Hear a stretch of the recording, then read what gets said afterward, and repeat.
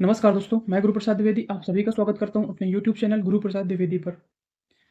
तो जैसा कि दोस्तों कल 2 जनवरी 2025 को मेरा डीवीपीएसटी था और जो कि सक्सेसफुल रहा और मैं ये वीडियो आज शूट कर रहा हूं यानी आज 3 जनवरी 2025 है क्योंकि कल मुझे ट्रैवलिंग के दौरान टाइम नहीं मिल पाया इसलिए मैं इसको 3 जनवरी को सुबह इसको शूट कर रहा हूँ। दोस्तों इस वीडियो से आपको ये फ़ायदा मिलेगा कि आपको ये पता चल पाएगा कि कैसे क्या कागज़ लग रहे हैं, कैसे क्या प्रक्रिया है और कैसे क्या ईडब्ल्यूएस की डेट क्या है, ओबीसी की क्या है और इन तमाम जानकारियों को मैं आपके साथ साझा करूँगा, जो कि हमारे साथ हमारे डीवीपीएसटी में जैसा भी जो भी हुआ है, वो हम आपको बताएँगे। 2 जनवरी 2025 को मेरा सेंटर चित्रकूट था, तो सबसे पहले मैं शुरू से लेकर अंत तक आपको बताऊँगा, मेरे साथ क्या-क्या हुआ और वो आपको आपके लिए मदद रहेगी एक प्रकार से। तो सबसे पहले आपको जब आप सेंटर पे जाएँगे, तो एक लिस्ट चिपकी होगी, आपको उस पे अपना नाम मिलाना होगा, बाहर एक लिस्ट चिपकी रहती है। जब आप नाम मिला लेंगे कि आपका नाम है, तो उस टीवी के एडमिट कार्ड को देखकर पुलिस वाले आपको अंदर कर देंगे। आप रिज़र्व पुलिस लाइन के अंदर चले जाएँगे। जब रिज़र्व पुलिस लाइन के अंदर चले जाएँगे, तो फिर उसके बाद आपको एक सभागार में बैठाया जाएगा, जितने भी लोगों को बुलाया गया होगा। वैसे किसी-किसी जगह 75 लोग को बुलाया है, कहीं 75-75 के 3 पैनल हैं, कहीं पर एक ही पैनल है, तो वहाँ 75 लोगों को बुलाया गया है। जैसे हमारे यहाँ केवल 75 लोगों को बुलाया गया था 2 तारीख को, उसमें केवल एक ही पैनल था। तो सबसे पहले आपको एक मीटिंग हॉल में बैठा दिया जाएगा, एक सभागार में। वहाँ आपको डॉक्यूमेंट की सीक्वेंस वाइज़ बोलेंगे कि आपको डॉक्यूमेंट सीक्वेंस वाइज़ लगाना है और वो कैसे लगाना है, तो सबसे पहले आपको बोलेंगे कि आपको डीबी का एडमिट कार्ड लगाना है, डीवीपीएसटी का एडमिट कार्ड। उसके बाद एप्लीकेशन फॉर्म लगाना है, उसके बाद आपको आधार कार्ड लगाना है, उसके बाद हाई स्कूल और इंटर और उसके बाद जो भी है ईडब्ल्यूएस या ओबीसी उसका सर्टिफ़िकेट और उसके बाद नहीं उससे पहले निवास लगाना है। निवास के बाद फिर ईडब्ल्यूएस या ओबीसी का सर्टिफ़िकेट जो भी है और उसके बाद उसका सेल्फ डिक्लेरेशन। एक बार फिर से सीक्वेंस बता दे रहा हूँ, सुन लीजिए। पहले डीवीपीएसटी का एडमिट कार्ड लगाना है, उसके बाद एप्लीकेशन फॉर्म, फिर आधार कार्ड, फिर हाई स्कूल, फिर इंटर, फिर डोमिसाइल, फिर उसके बाद ईडब्ल्यूएस या ओबीसी या एससी जो भी सर्टिफिकेट है और उसके बाद उसका सेल्फ डिक्लेरेशन। इस तरह सीक्वेंस में कागज़ लगाएँगे, सबको बिठा दिया जाएगा और जिस सीरियल में लिस्ट चिपकी होगी उसी सीरियल से 25-25 करके भेजेंगे डीवी के लिए। हमारे यहाँ 10-10 भेज रहे थे पहले, उसके बाद फिर एक साथ 25-25 कर करके लड़कों का ग्रुप बाहर आ रहा था। तो पहले 10-10 करके अंदर गए थे, पहले उनका सभी का डीवी हुआ। डीवी करने के बाद डॉक्यूमेंट वेरिफिकेशन जब हो जाता है, उसके बाद उनको पीएचडी की लाइन में तुरंत लगा देते हैं। सुबह से ही हमारे यहाँ चालू कर दिया गया था 9:30 बजे से और साथ ही साथ डीवी के साथ उसके तुरंत बाद पीएचडी भी हो रही थी। पीएचडी के लिए पहले डीवी जब हो जाती है, तो डीवी में जो ईडब्ल्यूएस की डेट है, वो 1 अप्रैल 2023 से 31 मार्च 2024 के बीच का होना चाहिए। मतलब होना तो चाहिए लेकिन हाँ, अभी जो यूपी पुलिस की एप्लीकेशन की लास्ट डेट थी, वो 16 जनवरी 2024 थी। तो 16 जनवरी 2024 के पहले का इश्यू होना चाहिए ईडब्ल्यूएस सर्टिफ़िकेट।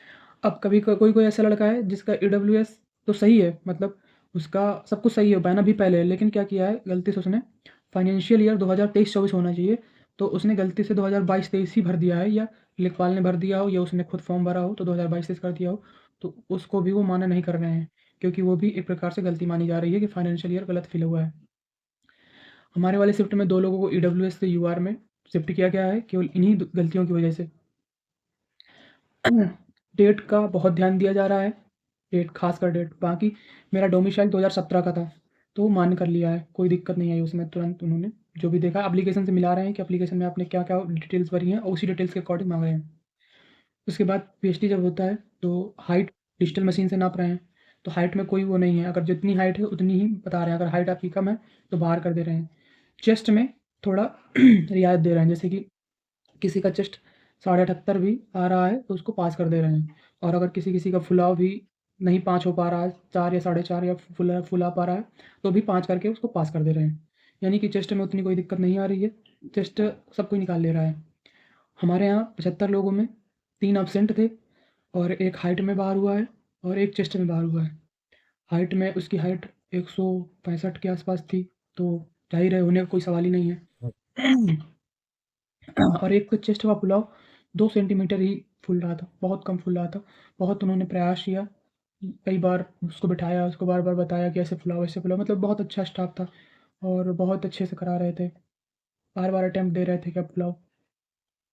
और जब चेस्ट नापते हैं तो गिनती काउंटिंग कराते हैं। हमारे सेंटर में तो करा रहे थे, बाकी पता नहीं कहीं-कहीं करा रहे हैं, कहीं-कहीं नहीं करा रहे हैं। ताकि जो भी आपने सांस छोड़ रखी हो वो फिर से आपके अंदर चली जाए। तो इस प्रकार हो रहा है। तो चेस्ट में कोई ज़्यादा बड़ी दिक्कत नहीं है, लेकिन बस हाइट है, हाइट में वो केवल एक्यूरेट हाइट ही ले रहे हैं, क्योंकि डिजिटल मशीन से हाइट नाप रहे हैं। वो डिजिटल वाली क्या है, 0.5 सेंटीमीटर कम ही बता रही है, क्योंकि वो स्कैन कर लेती है। तो वैसे नापने में तो हेयर भी आ जाते हैं, लेकिन डिजिटल वाली में क्या पता स्कैन होता है तो हेयर हटा के सीधे यहाँ से ले लेते हैं, तो नहीं आ पाती। 0.5 कम हो जाती है लड़कों की। बहुत से लड़कों का हुआ तो बता रहे थे कि 0.5 कम बता रही है। मेरी तो हाइट 176 सेंटीमीटर निकली थी।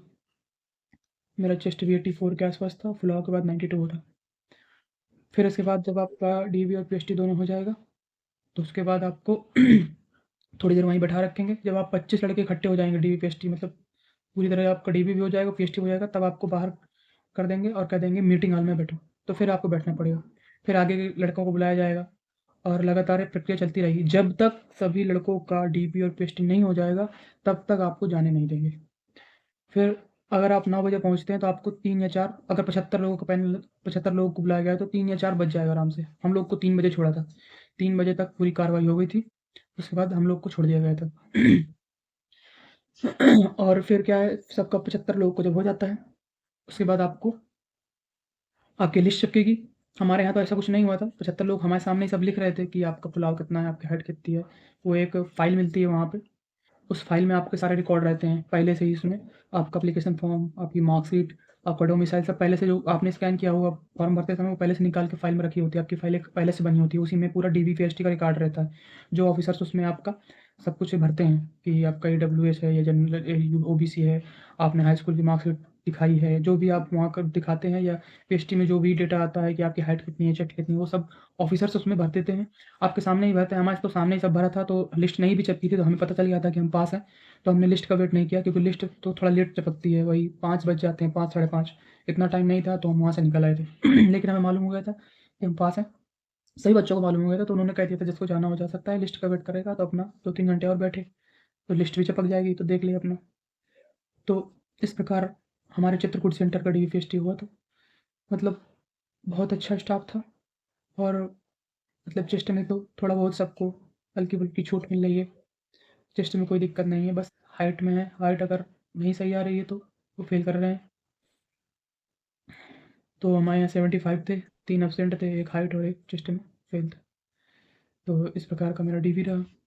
आशा करता हूँ कि आपको इससे काफ़ी मदद मिलेगी और काफ़ी हेल्प मिलेगी।